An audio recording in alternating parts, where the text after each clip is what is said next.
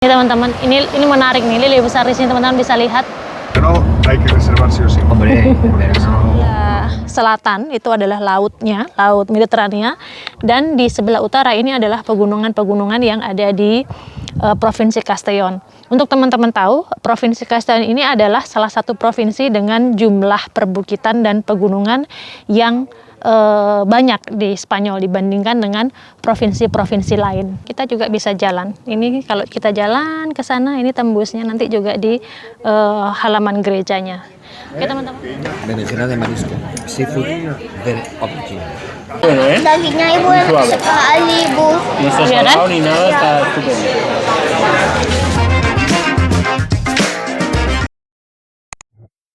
Kita mau jalan-jalan, tapi kita mau pakai satu mobil aja. Pakai mobil ini dan 7 orang, jadi Nacho mau pasang kursi yang di belakang.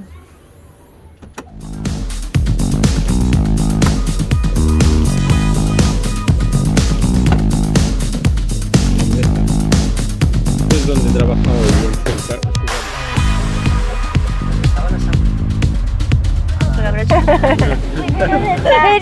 bien. Papa cuci mobil, kita semua di dalam ya Matilde.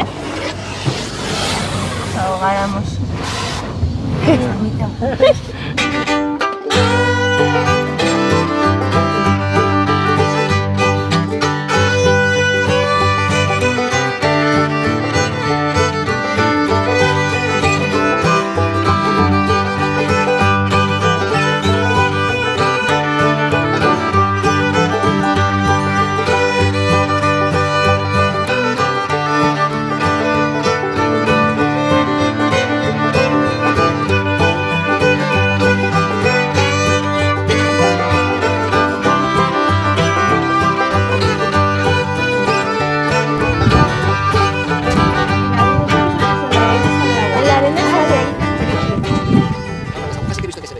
Y los ojos se ven muy bien. Ahí hay un mirador. No sé, a lo mejor ahora pues... Teman-teman, hari ini saya mau ajak teman-teman untuk melihat bangunan di belakang saya ini. Kalau teman-teman bisa lihat, itu bangunan apakah itu? Sekarang ikuti saya untuk menuju ke sana.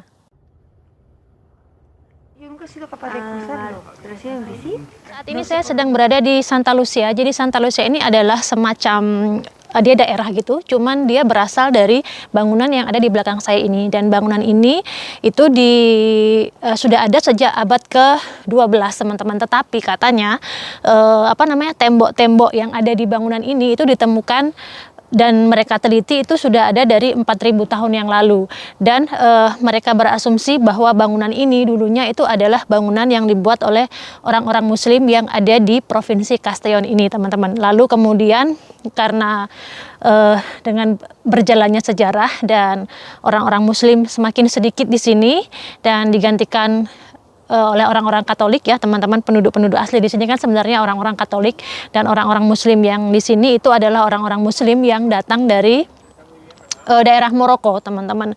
Dan akhirnya sekarang bangunan ini diubah menjadi gereja. Nah, saya mau ajak teman-teman untuk melihat gereja tua yang dulunya adalah bangunan Muslim di Santa Lucia ini. Santa Lucia ini masih berada di Provinsi Castellón ya teman-teman. Jadi dia berada di atas bukit. Di sebelah selatan itu adalah lautnya, Laut Mediterania, dan di sebelah utara ini adalah pegunungan-pegunungan yang ada di Provinsi Castellón. Untuk teman-teman tahu, Provinsi Castellón ini adalah salah satu provinsi dengan jumlah perbukitan dan pegunungan yang banyak di Spanyol dibandingkan dengan provinsi-provinsi lain. Nah, ini adalah ermitasnya atau gerejanya teman-teman. Ini adalah peninggalan Islam atau Muslim. Ini juga bisa ditandai dengan adanya sumur. Jadi sumur-sumur ini teman-teman, ini adalah khas dari orang-orang Muslim zaman dulu yang pernah tinggal di daerah ini. Cuman ini sekarang sepertinya sudah ditutup karena sekarang airnya tidak lagi menggunakan sumur seperti ini. Ini kan teknologi, kalau di sini ini disebutnya teknologi zaman dulu, yang barangkali kalau di Indonesia ini masih dipakai sampai sekarang. Bahkan di rumah ibu saya masih ada sumur juga teman-teman. Jadi di rumah ibu itu kalau misalnya lampu mati kita masih nimba juga. Nih.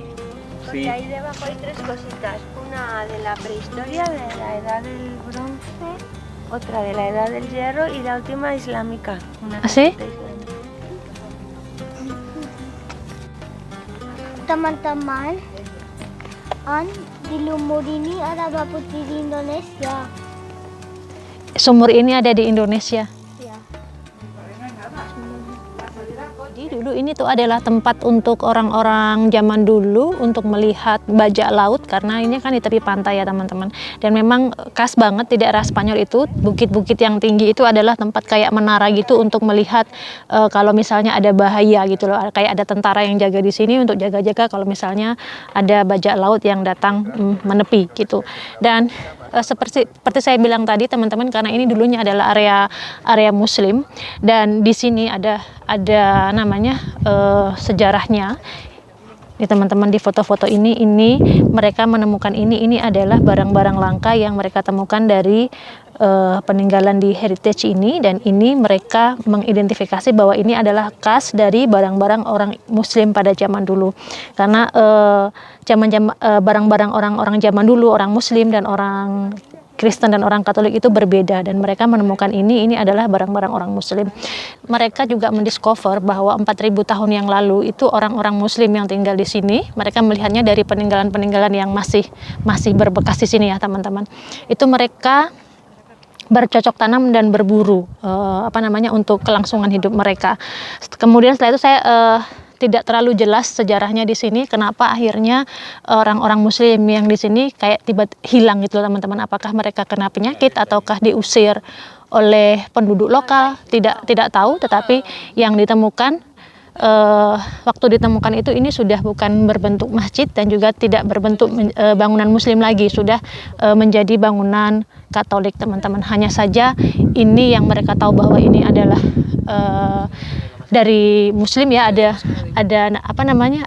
tembok yang khas banget, khas Muslim, dan juga ini teman-teman sumur ini yang membuat mereka lebih yakin lagi bahwa ini adalah peninggalan Muslim. Kenapa? Karena kalau kalau orang Muslim kan kalau mau beribadah dia pasti berwudu dulu. Berbeda dengan gereja. Kalau gereja nggak perlu ada tempat berwudu. Nah ini barangkali adalah sumur-sumur yang digunakan untuk berwudu sebelum mereka beribadah. Tapi digembok teman-teman, karena bahaya kalau misalnya ada orang ingin menyalahgunakan masuk ke dalam atau gimana. Oh ya, bedanya lagi teman-teman, banyak sumur-sumur di sini itu yang airnya dingin banget, berbeda dengan, saya nggak tahu di Indonesia ya teman-teman, mungkin karena iklim atau karena apa, tapi setahu saya sumur-sumur di Indonesia itu, yang saya tahu ya, yang nggak tahu saya nggak tahu. Misalnya di sumur di rumah Mbak Putri, di rumah Ibu, itu kalau pagi airnya hangat teman-teman. Berbeda dengan di sini kalau pagi air sumur itu dinginnya luar biasa. Mungkin juga karena hangat, karena sumur-sumur yang di tempat Ibu tinggal atau di tempat Mbak Putri tinggal itu dekat dengan gunung berapi, bisa jadinya hangat. Tapi kalau di sini luar biasa dingin airnya. Teman-teman, I want to get in. I forgot the mask, so I have to wear Matilde mask. Sekarang kita masuk ya teman-teman. Jadi salah satu yang gampang untuk dikenali kalau bangunan-bangunan ini adalah peninggalan Muslim zaman dulunya itu adalah dengan salah satu caranya ya teman-teman. Dengan melihat bangunan itu di sampingnya ada sumur seperti ini. Misalnya ada gereja terus ada sumurnya, itu hampir bisa dipastikan gereja ini dulunya adalah masjid teman-teman. Lihat teman-teman pemandangannya. Ini saya udah masuk di dalam dan saya dijelaskan tadi bahwa replika-replika ini adalah replika yang sama persis dengan peninggalan saat ditemukan dulu, cuman yang aslinya itu sudah dipindahkan ke museum, jadi yang di sini tinggal replikanya aja. 4.000 tahun yang lalu, luar biasa banget. Dan ini dia teman-teman, bangunannya sebelum diubah menjadi gereja, bangunannya seperti ini. Dan teman-teman bisa lihat ini pintunya, pintu khas Islam banget. Nah ini rumah-rumah mereka 4.000 tahun yang lalu tuh kira-kira seperti ini teman-teman. Masih pakai atap rumput seperti ini. 4.000 tahun yang lalu di sini. Dalamnya kira-kira begini. Gerejanya kita nggak bisa masuk ternyata. Jadi kita cuman bisa di bagian samping gerejanya, ini adalah kayak museum kecil. Oke. Muchas gracias. Hasta luego. Kayak saya di sini. menarik. Saya suka banget pergi ke tempat-tempat desa-desa di Spanyol. Hampir semua desa-desa di Spanyol itu adalah desa-desa yang dulunya pernah diduduki oleh orang-orang Muslim atau orang-orang Maroko yang pernah berjaya di sini, teman-teman. Donde tiene China el apartamento es esta. Esta. Que tiene árboles. Ini bagian bawah, teman-teman, kita juga bisa jalan. Ini kalau kita jalan ke sana, ini tembusnya nanti juga di halaman gerejanya.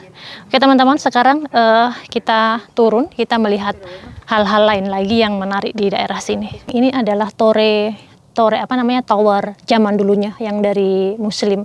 Kemudian di sebelah sananya dibangun gereja, dan saya bilang tadi di sebelah selatannya itu view-nya adalah laut Mediterania, dan di sebelah utaranya adalah pegunungan di wilayah ini, di Provinsi Castellón ya, teman-teman.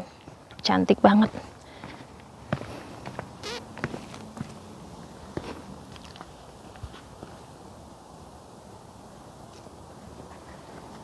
Oke, teman-teman, sekarang kita lanjutkan lagi ya.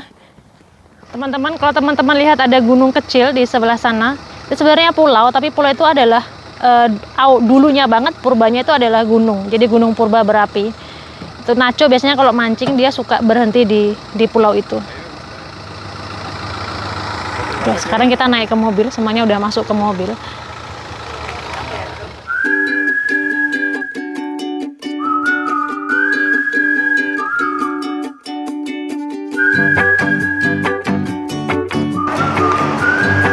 Teman-teman, ini sekarang kita sudah berada di tepi pantai. Tadi kita berada di Santa Lucia yang di sebelah sana, di bukit sebelah sana.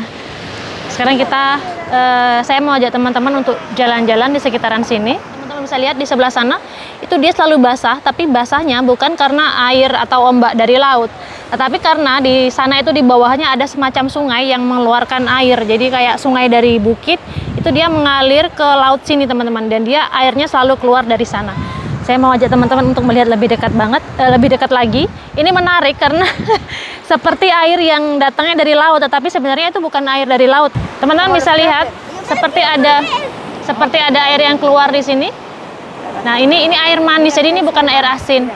Banyak teman-teman di sebelah sana juga. Jadi ini air yang datangnya dari sini.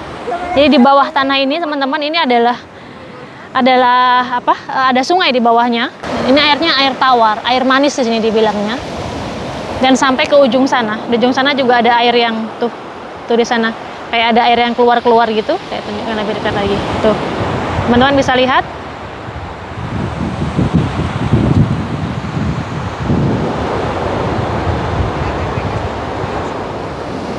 Oke. Mira cómo sale. Así. Sácalo de cerca, incluso. Agua. Lihat teman-teman. Nace natural. Al lado del mar. Sí.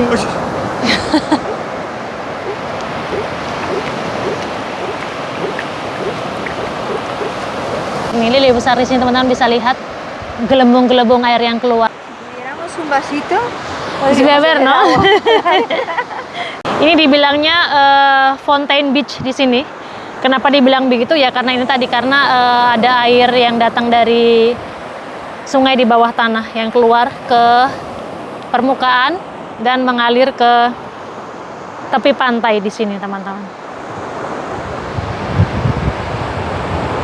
Air yang keluar dari pasir itu bukan cuman ini ya, teman-teman. Jadi di dalam pantai ini juga banyak air yang keluar. Katanya sih begitu. Cuman karena saya sendiri tidak membuktikan, jadi saya tidak tahu. Karena kan kita kalau nggak pakai alat, kita nggak bisa lihat dengan kasat mata gini, karena di permukaan dia air laut, teman-teman. Dan itu sebabnya pantai yang di sini tuh airnya keruh karena ada air tawar yang keluar dari permukaan dan membawa tanah, teman-teman. Jadinya dia kayak butek gitu airnya. Sampai teman-teman yang Fuente Beach ini tuh mereka bilangnya kayak misteri karena belum ada yang menemukan sebenarnya sumber airnya dari mana, karena lubangnya air sungainya ini terlalu dalam. Memang betul berasal dari gunung, tapi dari gunung yang mana mungkin karena terlalu panjang rutenya rute air sungainya, jadi mereka belum bisa menemukan sumber sungainya itu sebenarnya berasal dari pegunungan yang sebelah mana, teman-teman.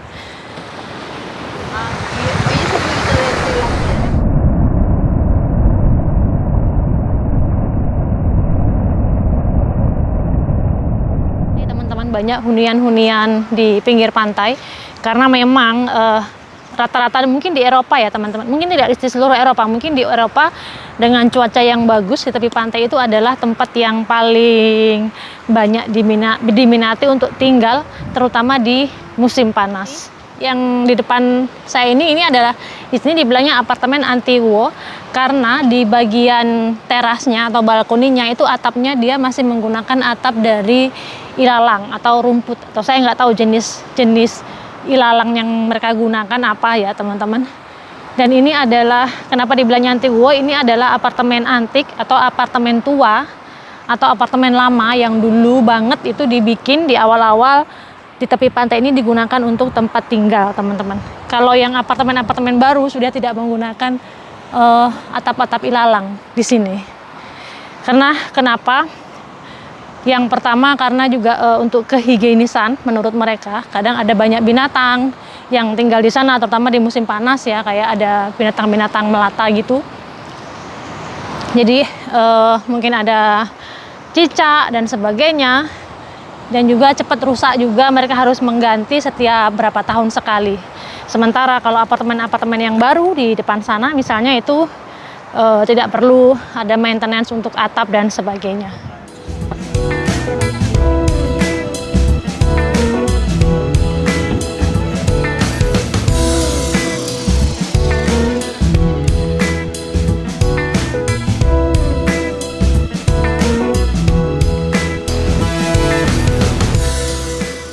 Sekarang kami berada di Puerto di samping Fuente Beach.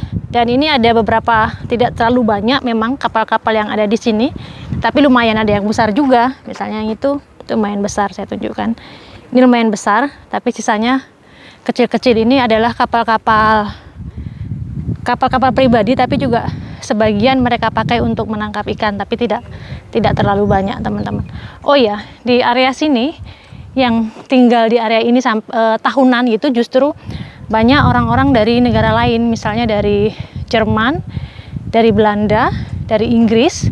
Itu mereka banyak yang tinggal di area ini tahunan. Kalau orang-orang Spanyol sendiri tinggal di area ini itu hanya musiman, kalau pas musim panas atau pas cuacanya bagus. Tetapi untuk orang-orang Jerman, Belanda, kemudian Inggris, Irlandia, itu mereka justru sepanjang tahun tinggal di sini karena menurut mereka cuaca di sini itu bagus banget, dan mereka memang banyak yang mencari tempat-tempat di tepi pantai. Dua sih teman-teman, kalau nggak di tepi pantai mereka cari yang di gunung. Kenapa sepi sekali? Karena memang kebanyakan ya teman-teman, tempat-tempat di tepi pantai ini biasanya banyak yang buka hanya di musim panas, dan ini sudah tidak musim panas, jadi sudah banyak yang tutup teman-teman. Pertama itu. Yang kedua juga karena kasus corona, jadi mungkin mereka berpikir tidak rame ya teman-teman, jadi ditutup. Ini sebelum makan siang kita mau minum dulu teman-teman.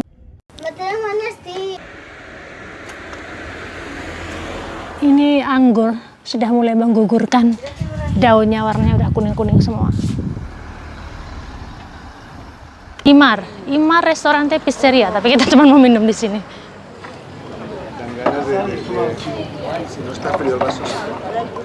Habis minum tadi, sekarang kita mau menuju ke restoran. Dan restoran ini adalah restoran terbaik di Provinsi Castellón. Tepatnya 10 restoran. Jadi ada daftar 10 restoran terbaik di Provinsi Castellón. Dan salah satunya adalah restoran yang akan kita datangi ini. Namanya adalah restoran Casa Isabel. Tepatnya berada di depan saya, di sebelah sana. Kami lagi nunggu meja karena kami reservasi jam 3:30, jadinya kayak dapat ronde yang kedua gitu teman-teman. Ronde pertama tunggu selesai dulu dan kami makan ronde yang kedua.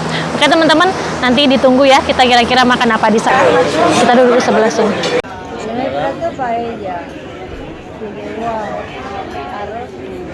Salaminya combinado de calamar. Allahumma barik lana fi ma razaqtana min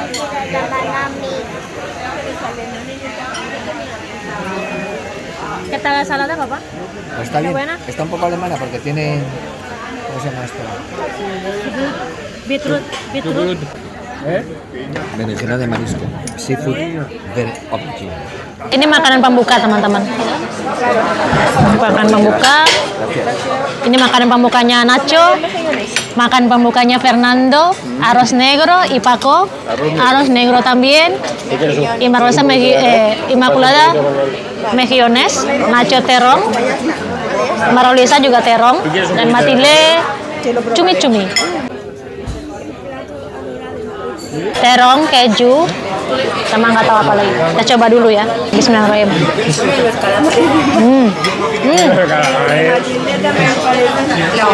Sudah berat. Ini buena. Mayonesnya. Ini seafood. Ada apa namanya? Kerang. Ini kerangnya nih keluar dan ini cumi-cumi. Alguna cucharada.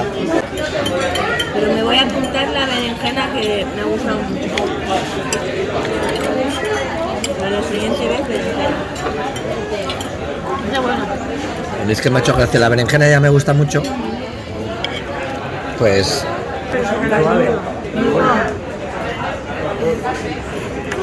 Teman-teman, coba. Ini masaknya beda, jadi rasanya kata kakak ikat saya rasanya beda. Sí. es que el vapor, Sabor diferente, ¿eh? claro. El caldito sabe a mar. Enak banget. Piring kedua.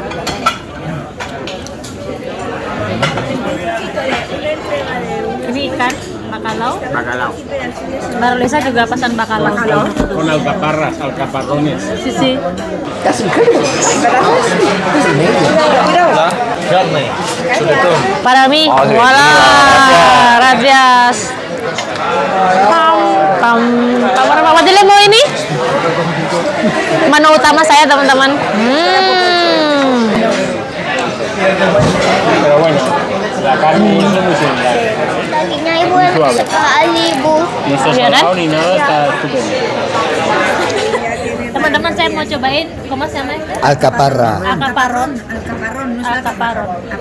Alcaparron dia bentuknya seperti olive tapi bukan olive.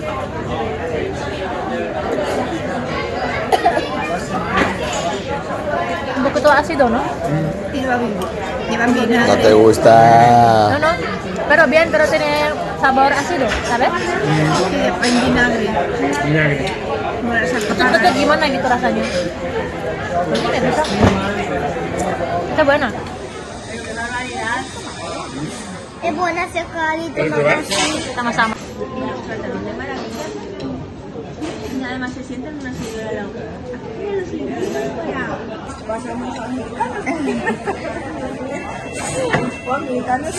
Ini yang terakhir, kopi, dan saya minum kopi tanpa kafein pakai apa namanya, susu kental manis.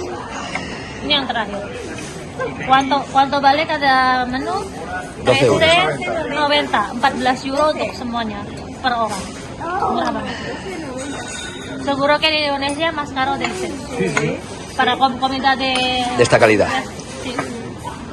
Si una vez vinieron unos chicos, traeremos cuando les hagan el sorteo para unos profesores de Y si más había, pues si más había, más había. Pues vinieron los profesores de Grecia y los llevamos a un menú, al de la ola, se puede pagar 10 euros.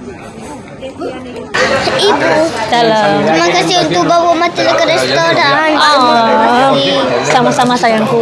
Suka sekali? Casi no se lo Y en daban a calidad nadie, de pero educación se lo van. se presentaba un montón y ya estábamos. Matilde suka ya aturannya. Sí, pero Digo, porque me alegra. Ibu, Dalam. Matilde mau ke rumahnya dia. Dia bilang boleh, dia mau Matilde ke rumahnya dia. Kalau gitu ke ferianya otra dia? Café con leche. Mira, ¿lo ves? ¿Es café con leche? Míralo. Lleva su cestita y bajo su casita, mira, ¿ves? Yo he visto ese perrito que... Está contento, ¿eh? está contento el perrito. Ese cestita yo sé para qué.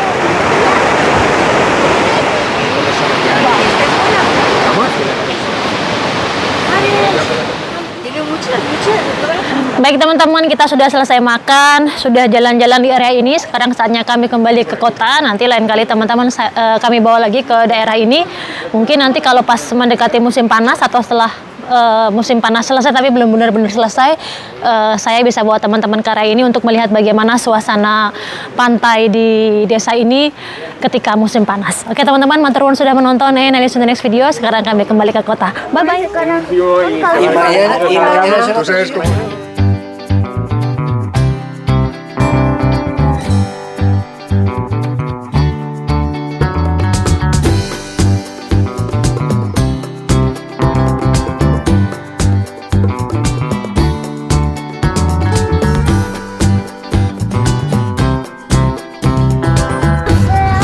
Salida al Nacional 347. Halo Matilde.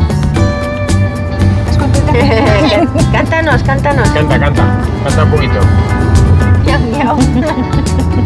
Matilde sama siapa di belakang? Canta para tus... Sama Tia, ¿verdad? Mira, y Tia. Canta para tus... Y aquí te Macuculada aquí.